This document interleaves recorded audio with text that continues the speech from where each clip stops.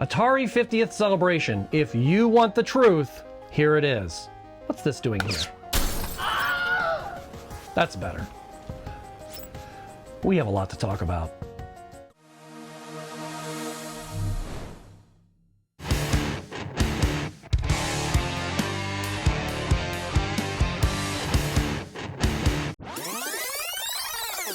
Atari is 50 years old, and to celebrate their history, they commissioned Digital Eclipse to produce a celebration of their rich yet troubled heritage. Atari 50 Celebration is like a museum with a pulse, with interactive timelines, interviews with former employees and designers, and of course a collection of games from the beginning arcade years to the dawn of the home console era through the Atari computer years and ultimately Atari's final home console, the Atari Jaguar. Yes, the Atari Jaguar. Say it. Jaguar. Not Jaguar. Jaguar. Jaguar. Jaguar. A jaguar, look. Jaguar. What? The name. It is pronounced Jaguar. Oh? You said Jaguar. What's the difference? One is a name. The other is not.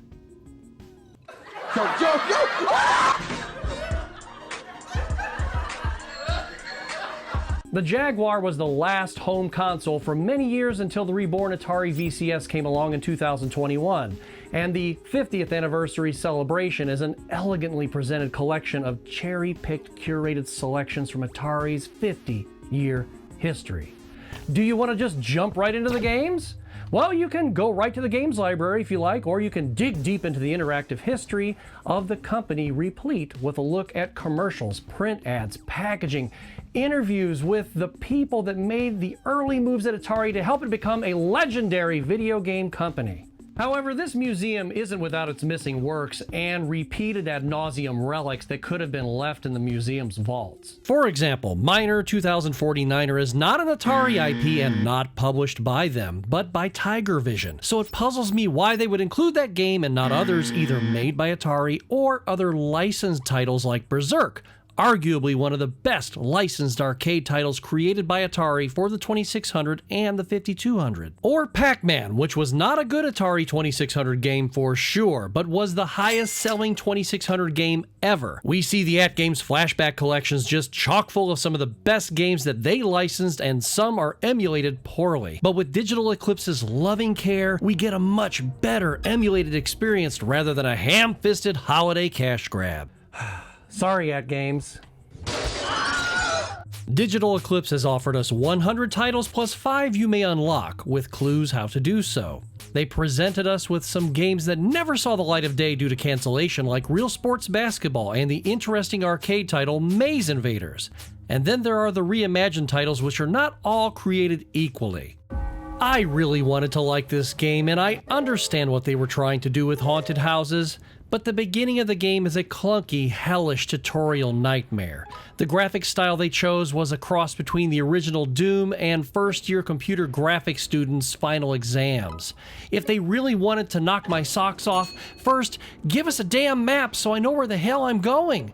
The original haunted house was the same floor plan on 5 stories, so it was simple. This made me want to scream into the night, "Where the hell am I?" I think they were trying to capture the spirit of the original game, but this body should have just stayed buried. Neo Breakout showed promise, but I think they needed to pull the camera back a little and give us more room to move. It's an interesting concept marrying the old black and white Breakout to a colorful contemporary new style, but the lack of a paddle controller is felt terribly here, and without a paddle controller, Breakout is hard to control. Now Quadratank, give me more of that. Even though they're set upon the same battlefield, there are 4 separate screens and up to 4 players, or AI bots, can blow each other to smithereens in this updated version of combat. Quadratank can do that, but Halo Infinite can't. Thanks for that, Bonnie Ross and Phil Spencer. There are power-ups on the map, lasers, mines, and explosions aplenty. They even give you 3 different control schemes, and that is sort of my only complaint, as they give you a digital manual, but unless I am blind, it doesn't say anywhere in the manual how to change your control scheme. I stumbled onto it on screen accidentally, but that's a minor complaint. I had a lot of fun with just 3 AI bots, and I can't wait to try Quadratank with friends. in my living room, split screen, like I should be able to do with Halo Infinite. Did I thank Bonnie Ross and Phil Spencer already for that? It's obvious that Digital Eclipse got out the 2022 digital paint can and gave Yar's Revenge Enhanced a pretty and shiny paint job in which you can jump back into the original version on the fly. Pun intended. However, the old version is too zoomed in. The Yar is way too big compared to the original. When you swap back to the 2022 version, yes, it's very pretty, but it makes me want to play the really awesome game Yar's Recharged instead, because it looks like Yar's Recharged. Once again, no thank you. I jumped into some old favorites and I also made some comparisons. I learned that unless you're playing the arcade title or the Atari 2600 version of Asteroids, the others in this collection aren't worth my time as they screwed up the controls. I know my nostalgia is talking a tad here, but the Atari 7800 version of Asteroids control scheme should be a no-brainer, but Digital Eclipse managed to mess that up. Even though there is no rotary controller for Tempest or Tempest 2000, these versions hit the game spot on. I always loved the arcade game as it's one of my all-time favorites, and the Tempest 2000 on the Jaguar was always fantastic. Somehow the D-pad on the Jaguar controller was perfect, and the sensitivity here was spot on.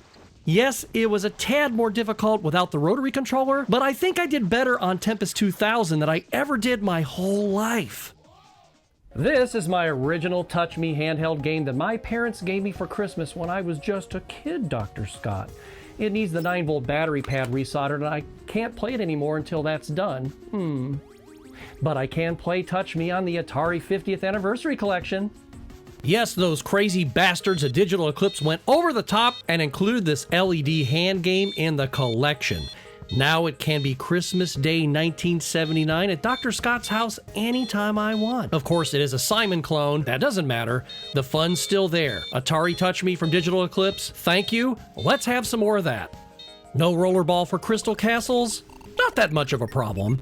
I had fun, and this translation of the arcade title is fantastic. I feel like I was at Hill's department store in 1983 all over again. I can almost smell the popcorn popping at the snack bar and the sounds of the Congo Bongo machine right next to me. Is it time to go get in a fight in the Cabbage Patch doll aisle yet? I have come to the realization that unless it's the arcade version of Millipede or Centipede, there is no reason to play that game on a home console unless it's a 95% faithful translation of the arcade game. I am no purist by any means, and these two games I have always liked. However, they're not my personal favorites. But playing the Atari 7800 version of Centipede just sucks now. That's just me, I know, but we all have our preferences. The Atari 2600, 5200, or 7800 Cliff Notes versions of these games are just too far removed from the real thing to be adequate.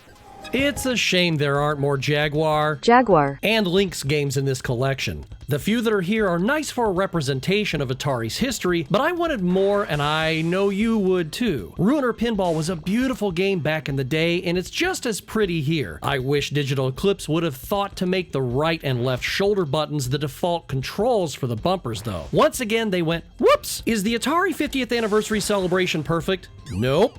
It is beautifully done and worth the $30 or $40 you would pay for it. Absolutely. As a matter of fact, if you got this game and never ever messed with the AtGames translations of Atari published titles, you'd be doing yourself a favor. I'm not saying the AtGames collections are complete garbage, but they could be less ham-fisted.